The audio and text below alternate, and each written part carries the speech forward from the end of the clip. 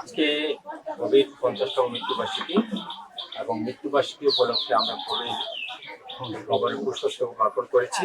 94% চিনিযুক্ত orange drinks না, নিন জিরোক্যাল orange drink powder. কবির ব্যক্তি জীবন এবং কবিকে নতুন প্রজন্মের কাছে তুলে দেওয়ার জন্য আমাদের জসিম ফাউন্ডেশন একটি উদ্যোগ গ্রহণ করেছি।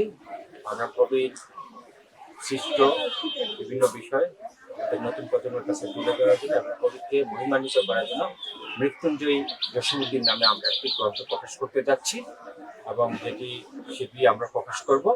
আমি মনে করি যে কবিকে তুলে ধরার জন্য কবিকে নিয়ে আমাদেরকে সবাইকে স্টাডি করতে হবে এবং কবির যে আমাদের পল্লী বাংলা শুধু না, আমাদের জসীমউদ্দিন একজন আধুনিক কবি। তো সুতরাং আধুনিক যে তার যে রচনাগুলো আছে সেগুলো হচ্ছে আমাদের নতুন প্রজন্মের কাছে তুলে ধরতে হবে এবং কবিকে তুলে ধরার মাধ্যমে এবং কবিকে চর্চার মাধ্যমে কিন্তু আমরা কবিকে সম্মানিত করতে পারবো। কবির যে জীবন এবং কবির যে রচনা সেই রচনাকে আমরা তুলে ধরতে পারবো। মধ্যে রেডিও ট্রানজিস্টারে খবর এলো জসীমউদ্দিন মারা গেছে। তখন ফরিদপুর শহরের সমস্ত লোক, সকলের কাছেই প্রশ্ন, তখন তো এত অ্যাভেলেবল ছিল না, ডিসির কাছে কেউ যেতে পারতো না। তো তখন সবাই কিভাবে জানবে, তথ্য বিশদ হচ্ছে যে লাশ আসবে কিনা, ফরিদপুরে লাশ আনা হবে কিনা।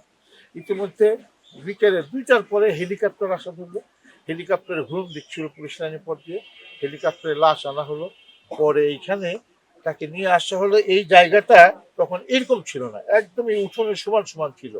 ইতিপূর্বে তার 4-5 জনের কবর এখানে ছিল।